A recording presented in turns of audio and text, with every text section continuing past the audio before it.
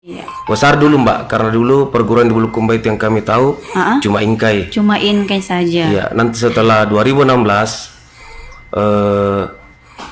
bertambah 2 perguruan. Apa saja itu Pak? Inkanas sama Lemkari. Oh iya. Dan alhamdulillah dengan adanya 3 perguruan, cikal bakal terbentuknya Porki Bulukumba. Waduh, luar Jadi sekarang ini ada 3 perguruan di Kabupaten Bulukumba, khususnya karate. Luar biasa ya, ternyata Demikian. Perjalanannya sudah panjang sekali Pak ya, Iya. dari tahun 80-an dan sampai saat ini sudah mungkin melahirkan ratusan atlet ya, atau puluhan atlet di Kabupaten Bulukumba. Ya alhamdulillah, dari data yang ada dari tahun tersebut sudah puluhan lah atlet yang bisa memberikan prestasi buat Kabupaten Bulukumba.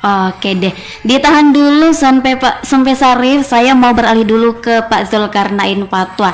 Ini dia juga selaku pelatih Inkai Bulukumba. Saya baru tahu kalau dia ternyata pelatih Inkai juga ya. Saya pikir dia cuma bisa ngajar bahasa Inggris, bahasa Indonesia, matematika, ternyata jago karate juga. Boleh diceritain dulu dong Pak Zulkarnain Fatwa, sejak kapan juga bergabung di Inkai dan kenapa bisa tertarik? Terima kasih. Karate sebenarnya itu sudah menjadi bagian dari perjalanan hidup saya sejak masih kecil. Waduh, Itu ketika masih kelas 3 SD, saya bergabung di Inkai Kodim Bulukumba. Dan karena kita sekolah ya, sampai SMA dan kemudian keluar dari Sulawesi Selatan ketika Jawa sekolah, ya tentu meninggalkan bela diri.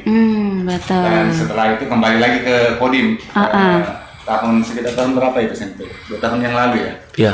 Sekitar 2 tahun yang lalu. Masih baru Ya, kembali. Oke. Menjadi atlet setianya karate Inkai. Hebat ya. Jadi ternyata masih baru juga menjadi seorang pelatih ya. Baru sekitar setahunan. Oke. Tapi bergelut di dunia karate ini sudah sejak kecil ternyata. Iya, karena saya percaya bahwa ada 4 hal yang manusia perlu kuasai ya. Pertama adalah ilmu agama yang penting dia pelajari, kemudian ilmu berpikir logik misalnya matematika, fisika dan lain sebagainya, dan kemudian ilmu bahasa seperti bahasa Inggris yang dibuka di rumah belajar, dan yang terakhir itu untuk mengcover semuanya adalah bela diri. Dan yang kita pilih adalah bela diri karate, dan karatenya lebih spesifik lagi ke Inkai. Oke Dalam hal ini deh. di Bulukumba di Kodim ya. Iya, siap. Oke, selanjutnya saya juga mau sedikit menanyakan kepada Bapak Muhammad Asdar. Saya buka sedikit ya, ternyata beliau ini adalah salah satu orang tua atlet berprestasi juga, tapi juga sebagai bendahara Inkai di Kabupaten Bulukumba. Saya tidak mau fokus ke bendaharanya nih Pak, saya mau fokus sebagai orang tua saja. Kenapa sih tertarik juga membawa anaknya masuk ke dunia karate, selain Bapak sendiri latar belakang ternyata orang di bagian Inkai juga itu sendiri? Apa sih memotivasi Bapak sendiri? Ya, makasih Mbak ya. Jadi begini, saya pribadi juga dari karate ya, sejak di kampus.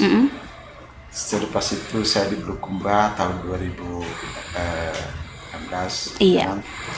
Kemudian anak saya sendiri Prayuda itu tahun 2019. Saya awalnya mengajak mereka, saya punya anak itu keliling di ibu kota, termasuk di lapangan pemuda dan beberapa tempat-tempat bela diri. Dan saya tanya kepada anak saya yang mana yang anak saya ingin masuk di perguruan mana. Iya. Di lapangan pemuda itu di kantor daerah ada di sana Inkanas. Iya. Saya tawari, ternyata belum minat masuk di situ. Belum ada tertarik. juga taekwondo di sana. Oke. Taekwondo di sana saya tawari, makanya bisa masuk di taekwondo enggak? Dia juga enggak pengen ke situ. Ada juga bela diri IPSI di sana. Iya. Tapak suci. Saya tawari juga apa mau masuk di TS, tapi enggak mau juga. Sekalian saya jalan-jalan di ini Kodim, lewat situ pas ada latihan di lapangan. Iya. Saya singgah ketemu Simpe Sarip. Di Ah. situ awalnya. Sehingga saya sampaikan kepada anak saya Prawida, pengen gabung di Karanganyar enggak? Iya. Di situ mulai masuk. Oke. Ternyata pilihannya dia tepat di situ. Masuk ternyata tepat ya. Karate Inkai. Gitu awalnya. Oke. Prawida masuk bergabung di Inkai. Oke deh, terima kasih Pak Muhammad Asdar ya selaku orang tua salah satu atlet berprestasi juga di Kabupaten Bulukumba. Kita kembali kepada tema nih malam hari ini, perjuangan dan kesuksesannya Karate Inkai Bulukumba meraih juara 3 tingkat provinsi Sulawesi Selatan. Saya ke Sampai Sarif dulu, boleh diceritakan ini juara 3 tingkat provinsi Sulawesi Selatan tahun 2022 Pak ya? Iya, betul. Oke, itu seperti apa perjalanannya? Kenapa bisa luar biasa sekali nih mendapatkan juara 3 itu, kebanggaan luar biasa loh. Boleh diceritakan dulu dong. Baik Mbak Ditya. Betul yang kita maksud itu luar biasanya karena begini. Kami mau atlet 30 orang. Yang dapat juara itu 23 orang. 7 orang tidak dapat. Itulah hal yang sangat luar biasa. Dari 30 orang 23 orang berhasil. Jadi cuma mendapatkan 7 yang juara. Iya. tidak berhasil. Belum berhasil. Belum berhasil. Iya. Oke, jadi ternyata banyak yang diikutkan, tapi masih ada 7 nih yang masih perlu dilatih-latih lagi supaya semuanya nantinya bisa berhasil semua, dapat juara semua. Saya fokus ke adik yang di depan saya, Raihan ya kalau nggak salah. Iya. Saya dapat informasi juga bahwa Raihan ini juara 1 kata beregu putra di Kostrad Karyango 2021. Boleh dong Raihan berbagi juga apa yang dilakukan Raihan, berlatihnya berapa lama sehingga bisa mendapatkan juara pertama pada saat itu. Silakan Raihan. Ya, terima kasih. Selamat malam. Saya atas nama Muhammad Raihan pernah pertama masuk karate itu mulai dari TK. Oh, sudah TK sudah tertarik. Kayaknya suka main tinju-tinju nih. Jadi terus bagaimana? Setelah itu saya tamat kelas 6. Waktu itu sabuk coklat itu 1. Terus masuk pesantren, pernah berhenti 3 tahun. Oh, ternyata pernah berhenti ya, rehat sejenak. Oke, terus seperti apa lagi? Terus saya lanjut kembali naikkan dari 1 sabuk hitam di Pinrang. Oke. Ada sabuk hitam ya. Wah. Terus saya ikut lomba di Kostrad Karyango. Juara 1 kata bergu, yaitu bersama teman saya di belakang. Ada Prayuda dan Abi Prisya Putra. Aduh, senyumnya manis banget sih Prayuda. Oke, terus Alhamdulillah saya mendapat juara 1 karena dengan disertai dengan latihan, semangat. dan berdoa. Betul sekali, tepuk tangan dong untuk Raihan. Latihan, bersemangat dan juga berdoa. Dah, itu sudah komplit ya persiapannya untuk mengikuti lomba. Oke, saya mau kembali ke pelatih Inkai Bulukumba, Kak Zulkarnain Fatwa, terkait perjuangan selama menjadi seorang pelatih, perjuangannya memberikan arahan atau melatih para atlet-atlet di Kabupaten Bulukumba hingga sampai saat ini sudah berada di puncak kesuksesan. Itu boleh dibagi dulu dong Kak, atau bisa dijelaskan apa sih perjuangannya, lika-likunya, atau mungkin sedih senangnya yang bisa dibagi juga. Silakan Kak. Iya, dalam perjuangan sebenarnya itu banyak sedihnya, tapi kalau kita mencapai kesuksesan bahagianya yang dijelaskan. Betul. Jadi kita itu dengan berbagai macam kelebihan masing-masing yang ada pelatih ya, saling berkoordinasi dan melakukan perkaderan pelatihan yang sangat padat buat adik-adik, dan juga dilatih untuk lebih bersungguh-sungguh.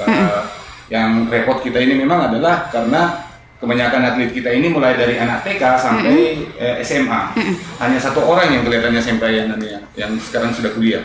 Iya. Ya, jadi kita menghitung itu TK sampai SMA, seperti Raihan sekarang SMA. Dan inilah yang menjadi produk orang-orang yang berprestasi yang ada di tingkat Sulawesi Selatan. Intinya itu bagaimana mereka ketika rajin berlatih di dojo atau tempat latihan dan berusaha untuk mengulanginya di rumah. Jadi saya kira kombinasi ini akan menjadi khusus para atlet, dan yang kedua adalah dukungan yang penuh dari orang tua masing-masing. Karena kita ini organisasi yang 25.000 ya per bulan. 25.000 per bulan itu agak sulit untuk meraih prestasi yang tinggi tanpa support dari orang tua. Jadi ada 3 kekuatan utama. Pertama yaitu atlet itu sendiri, pelatih dan orang tua. Jadi di situ anunya kekuatannya saya kira, dan yang berikutnya adalah doa kata. Doa betul Rehannya, itu doa itu paling mujarab, apalagi doa orang tua. Oke deh.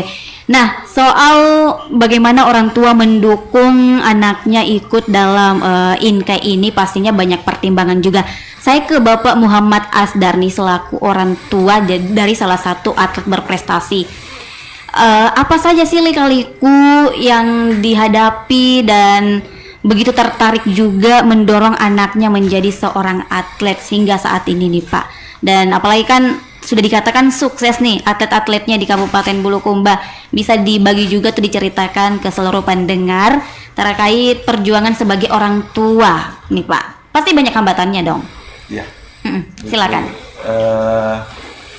Jadi begini, perjalanan karateka memang pasang surut saja selama ini, tetapi dari tahun 2019 ya sampai kita sudah mulai berkembang, bangkit INKAI Kabupaten Bulukumba itu melalui dojo utama Kodim itu bangkit untuk berprestasi.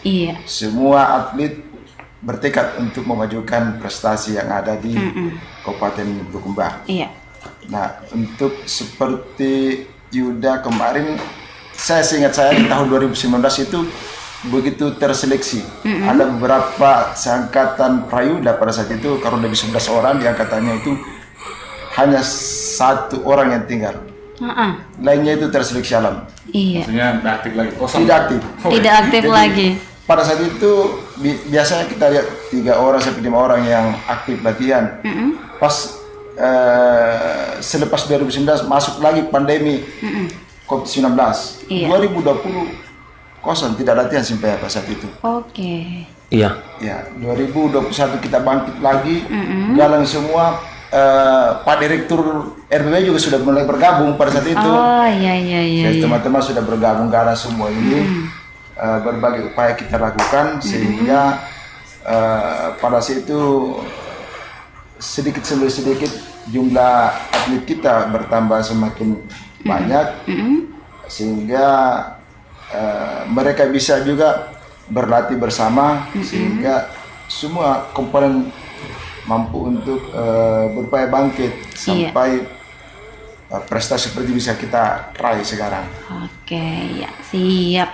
Itu dia beberapa penjelasannya pendengarnya, bahwa memang tidak mudah menjadi orang tua, apalagi anaknya yang suka masuk dunia karate, karena ini kan bisa dikatakan juga jangan sampai ilmunya ini disalahgunakan nih Pak ya. Misalnya lagi temannya marah nih, nah ikutan marah balik, dia pergunakanlah ilmu karatenya ini. Dia tahu. Nah itu mungkin bisa saya ke Senpai Sarif dulu, itu bagaimana mengatasi atau memberikan arahan kepada murid-muridnya. Baik Mbak Tia, sebelum kami jawab itu, kami mungkin tambahkan tadi. Boleh. Bahwa di INKAI Bulukumba khususnya nih, terserang kami minim pelatih. Minim pelatih. Iya, sejak 2016. Kan ceritanya dulu INKAI kan di Bulukumba yang ada. 2016 itu pecah. Sekitar 2014 pecah. 2016 terbentuk Purki. Banyak pelatih hebat di INKAI yang keluar dari INKAI. Ada yang ke Lemkari, ada yang ke Inkanas. Nah, itu ada ya hebat semua menurut kami. Ada Senpai Sahrir, ada Senpai Andi Agung yang sekarang Pak Desa Salemba, ada Senpai Iriadi Said yang di Lemkari, ada Andi Lili. Yang bertahan itu Senpai Asri, cuma beliau sekarang tidak hadir. Jadi isu bilang minim, sabu hitam di Bulukumba khususnya INKAI itu belum sampai 10 orang, kurang lebih 5 orang begitu.